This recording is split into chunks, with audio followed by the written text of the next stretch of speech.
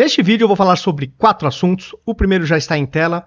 Quem ganha 2 salários mínimos agora vai ter que pagar imposto. Eu quero repercutir essa matéria que parece até uma piada de mau gosto, mas é simplesmente a pura realidade. Faz o L. O outro assunto é sobre o Lula ainda, que em 2023, ele que viajou para vários lugares do mundo, gastando uma fortuna com diárias, deixou de visitar 8 estados brasileiros em 2023. Pessoal, isso não é mentira, não é meme. Isso aconteceu. Vou repercutir também essa matéria. Vou repercutir um editorial do Estadão, da Folha de São Paulo, do dia 15 de janeiro, que fala sobre o Dias Toffoli, que abriu as porteiras para empresas que foram condenadas na Lava Jato. Infelizmente, parece que aquele Brasil que melhoraria milagrosamente está voltando a ser o que era antes. Aparentemente, é isso que está acontecendo. E para finalizar, eu vou comentar uma fala que o presidente da Argentina, Javier Milei, fez lá em Davos, alertando o mundo sobre o risco que está acontecendo no Ocidente com espaço cada vez maior de ideologias socialistas na região. E ele está coberto de razão e eu vou repercutir as falas dele em Davos. Começando pela matéria que está em tela. Folha de São Paulo. Reajuste do mínimo leva quem ganha 2 salários a pagar impostos, diz Unafisco. Vamos entrar aqui no corpo da reportagem. Em campanha pela atualização da tabela de isenção do imposto de renda, a Unafisco, que representa auditores fiscais da Receita Federal, alerta que os brasileiros que ganham mais de 2 salários mínimos passarão a ser tributados com o reajuste do mínimo. Segundo Mauro Silva, que é presidente da Unafisco, com a correção de 10,16% no salário mínimo, os rendimentos de quem ganha 2 salários passou de 2.640 em 2023 para 2.824 neste ano. Mas aí, qual que é o detalhezinho? Aspas. Enquanto a tabela de isenção permanece sem a correção, olha que absurdo. Você dá aumento e não corrige a tabela de isenção. Então agora esse povo vai ter parte dos ganhos que tiveram com reajuste comido pelo imposto. Então, enquanto a tabela de isenção permanece sem correção, a faixa de isenção continua 2.112, permitindo que, por artifício, quem ganhava até 2.640 ficasse isento. Agora, com os ganhos de 2.824, essa parcela da população volta a ser tributada. Ainda, o valor é baixo, recolhendo 13,80, só que é 13,80 em cima de um salário mínimo que também é baixo. Então, para essas pessoas, esse valor acaba sim fazendo a diferença. Aspas para ele, é no mínimo um absurdo. O governo vendeu a ideia de isenção para quem ganha até 2 salários mínimos, mas isso não é verdade.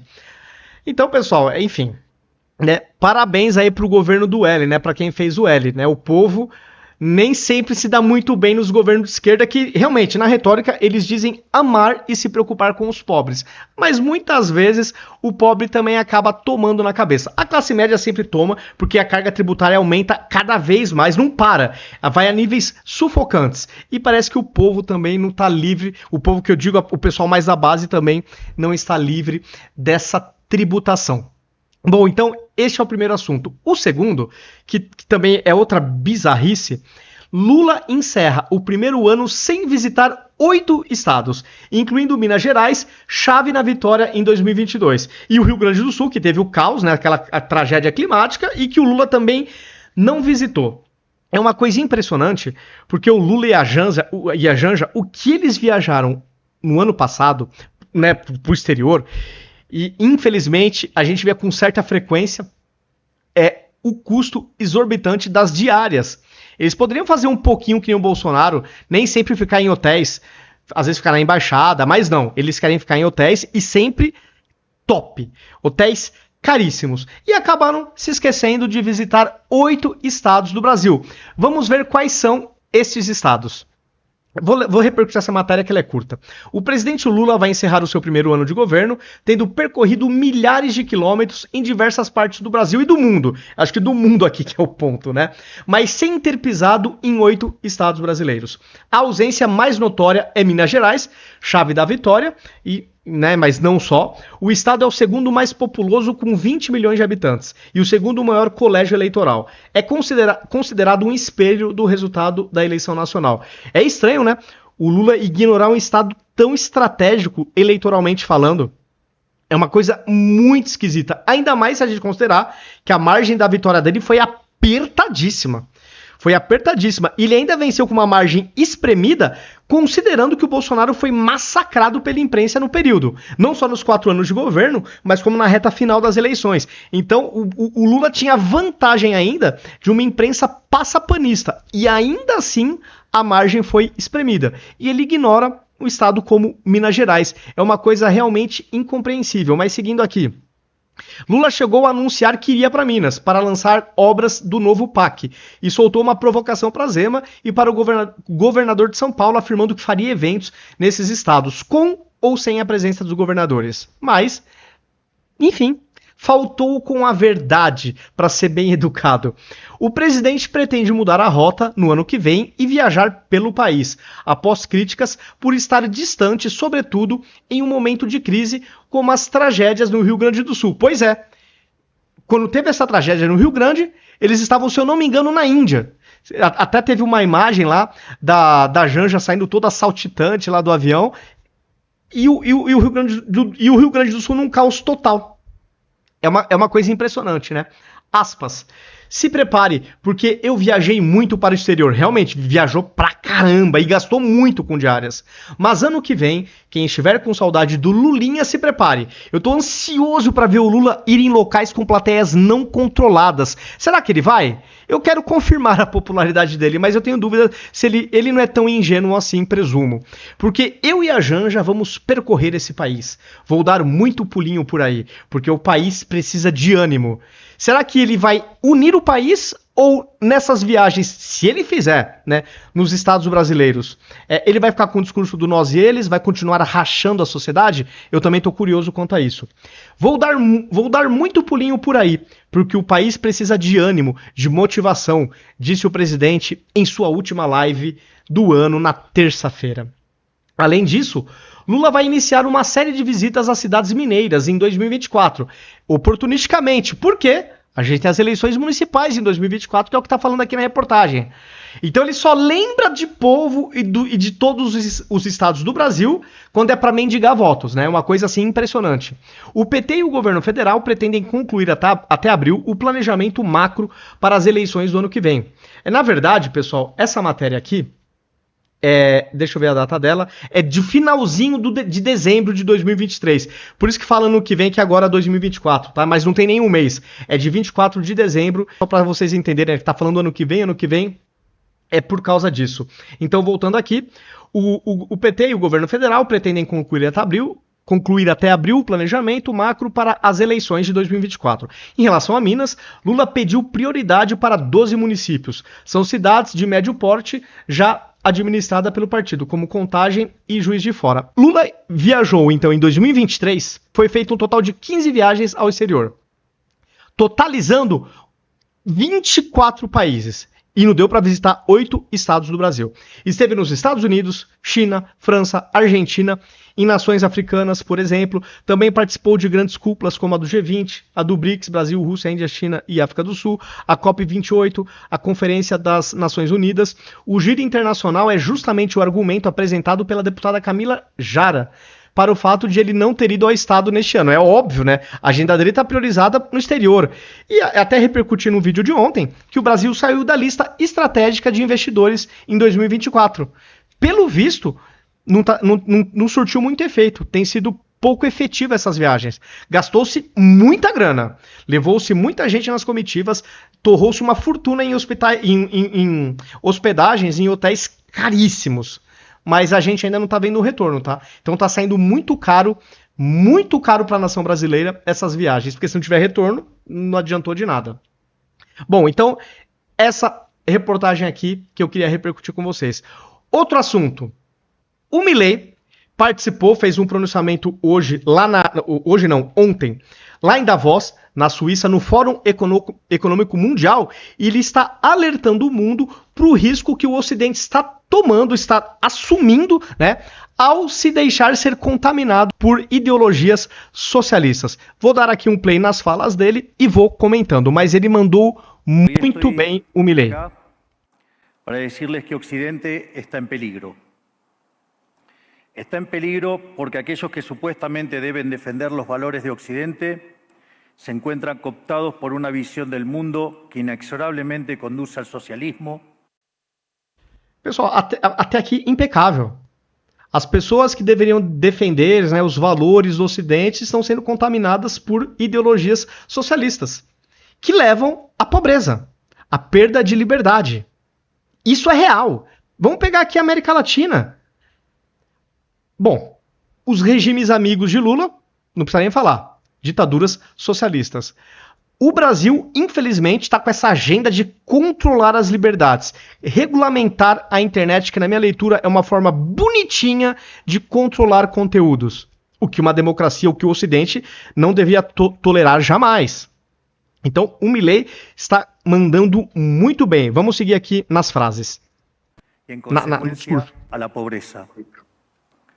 Lamentablemente, en las últimas décadas, motivados por algunos deseos bien pensantes de querer ayudar al prójimo y otros por el deseo de pertenecer a una casta privilegiada, los principales líderes del mundo occidental han abandonado el modelo de la libertad por distintas versiones de lo que llamamos Então, os principais líderes do Ocidente estão abandonando a bandeira de liberdade, colectivismo. trocando por uma ideologia baseada no coletivismo. Tá? Socialismo, comunismo, tá? Em outras palavras. Nosotros estamos acá para decirles que los experimentos colectivistas nunca son la solución a los problemas que aquejan a los ciudadanos del mundo, sino que por el contrario son su causa. Créanme, nadie mejor que nosotros los argentinos para dar testimonios de estas dos cuestiones. Hoy estoy... Pessoal, simplesmente impecável as falas do Milei. Mostra o risco que o Ocidente assumiu, né, em dar essa guinada à extremíssima esquerda. A questão das liberdades que está em xeque no Ocidente. A questão dessa ideologia socialista de dividir, né? Enfim, dividir o bolo, na verdade, a gente sabe que divide-se a miséria. A riqueza fica concentrada no tirano.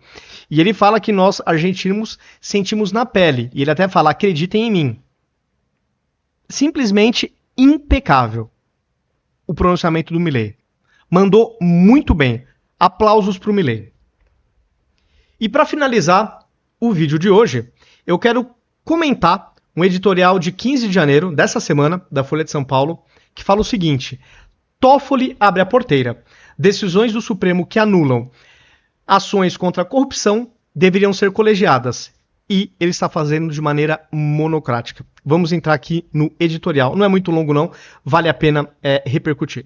Para a surpresa de ninguém que acompanha o noticiário, o Novo Honor, nome do rebatismo da antiga Odebrecht, olha que mudança do nome, hein, pessoal? É para ninguém cogitar associar esses dois nomes, né? Pleitou no STF a suspensão dos pagamentos à União dos valores previstos no acordo de leniência que a empresa firmou em 2016. Lembrando que a Odebrecht assumiu, reconheceu, admitiu a ladroagem, a corrupção que ela se envolveu. Esse detalhe a gente não pode esquecer. A multa de 6,8 bilhões de reais foi fixada para ressarcir o erário pelos desfalques do esquema de corrupção confessado na esfera penal por 77 ex-executivos da companhia. Então, pessoal, a gente está falando aqui de um processo onde eles assumiram que roubaram. Autoridades nacionais dos Estados Unidos e da Suíça selaram pactos concomitantes com Odebrecht. Não há indício de que norte-americanos e suíços estejam dispostos a voltar atrás nas sanções aplicadas. Claro, eles reconheceram. Eles reconheceram. Já no Brasil, uma larga porteira para a suspensão dessas reparações bilionárias foi aberta pela vontade monocrática do ministro Dias Toffoli. O primeiro ato do solilóquio embalado num libelo de bajulação ao presidente Luiz Inácio Lula da Silva, caramba, o editorial da Folha falou difícil aqui, hein? Deu-se em setembro, com a anulação das provas colhidas pela Lava Jato que embasaram o acordo de leniência com Odebrecht. o ministro acatou o argumento de que os métodos empregados por procuradores e juiz da Lava Jato, expostos pela ação de um hacker, tornavam imprestáveis todas as provas de corrupção escandalosas obtidas pela investigação. Não se acautelou de exigir análise detalhada de cada prova. Pressionou o botão da destruição em massa. A decisão soou como um toque de clarim para o ataque aos acordos de leniência. A primeira a avançar foi a JF. Toda vez que lê JF, pessoal, é JBS, é a hold da família que controla tudo, que obteve de Toffoli a interrupção do ressarcimento à União, a despeito de o conglomerado manter sob controle, sob contrato a mulher do ministro. Lembram dessa história? Advogada que atua numa disputa empresarial afetada pelos termos da leniência. Agora, a própria sucedânea da Odebrecht requer o benefício, na esteira do raid da JF.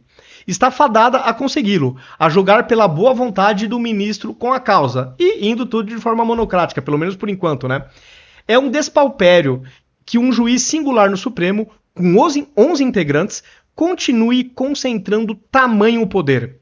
Desfazer num rabisco o que dezenas de autoridades em várias instâncias, inclusive Suíça e Estados Unidos, como lembrou a reportagem, instâncias judiciais e administrativas, construíram em quase uma década. Deveria exigir necessariamente o convencimento de outros 5 colegas, ao menos, claro, o colegiado, né, no caso. O atual presidente do tribunal, ministro Luiz Roberto Barroso, foi um dos que resistiram ao revisionismo assodado que está estimulando novamente a corrupção. Pô, que bom, Barroso, que bom. Deveria ser do seu interesse levar ao plenário decisões monocráticas sobre o tema, como a de Toffoli. Então, o Barroso poderia fazer isso. O Congresso Nacional também tem legitimidade para aprovar leis que assegurem a colegialidade nas deliberações da Corte, desde que se paute por racionalidade e equilíbrio, não pela vingança. Agora, convenhamos, voto monocrático é poder extremo na mão de cada ministro. Se acha que o nosso Congresso tem peito para bancar esse tipo de coisa, exigir, pelo menos em alguns casos, a colegialidade, já que não está tendo bom senso por parte dos magistrados, o nosso Congresso eu não consigo ver fazendo isso porque eles são capachos.